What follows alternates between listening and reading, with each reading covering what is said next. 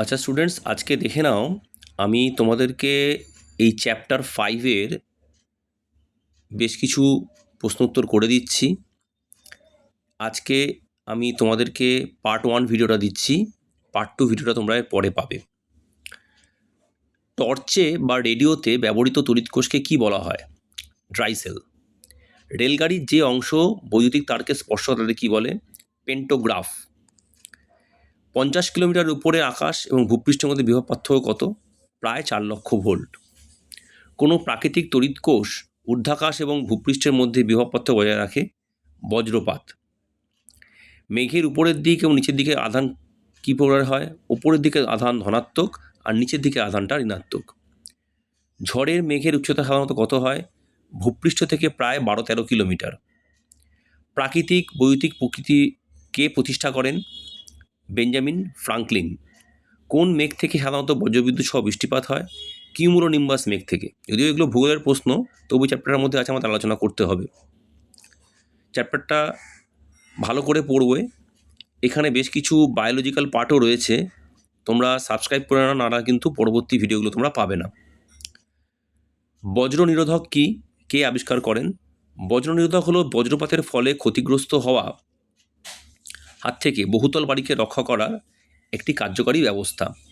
এটি আবিষ্কার করেন বেঞ্জামিন ফ্রাঙ্কলিন। আচ্ছা, এরপর দেখো চলে আসছি আমরা, সংক্রামক মহামারী কাকে বলে? যে সকল মহামারী সরাসরি এক ব্যক্তি থেকে অপর ব্যক্তিতে এবং বাহক প্রাণীর মাধ্যমে অন্য কোনো প্রাণীর দেহ থেকে সংক্রামিত হতে পারে তাকে সংক্রামক মহামারী বলে, যেমন ম্যালেরিয়া, বসন্ত, হাম, ইনফ্লুয়েঞ্জা প্রভৃতি।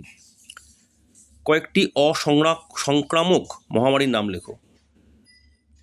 ফুসফুসে ক্যান্সার, কার্বোনারি হার্ট ডিজিজ, মানে এগুলো কারোর থেকে কারোর ছড়ায় না। বিষক্রিয়ার ফলে সৃষ্টি হওয়া দুটি মহামারীর নাম লেখো।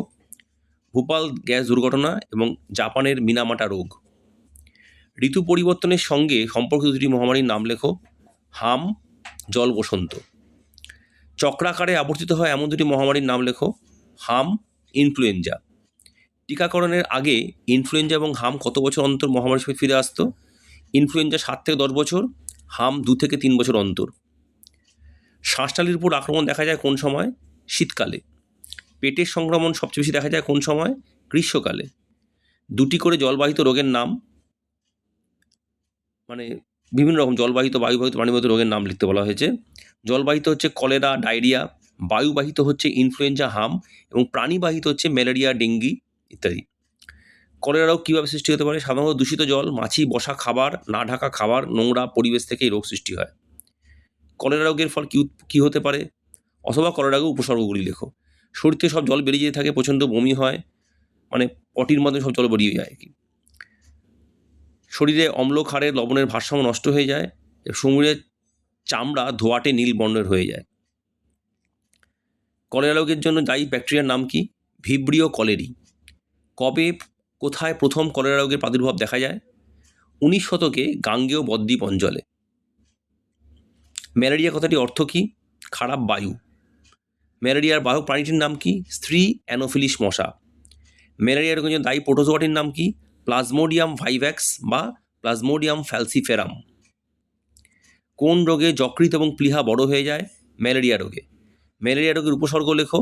কাঁপুনি দিয়ে জ্বর আসে, ঘাম দিয়ে জ্বর সেরে যায়, যকৃৎ প্লীহা বড় হয়ে যায়, মাথা ও সমস্ত শরীরে যন্ত্রণা হয়। কোন দিনটি বিশ্ব ম্যালেরিয়া দিবস পালিত হয়? 25শে এপ্রিল।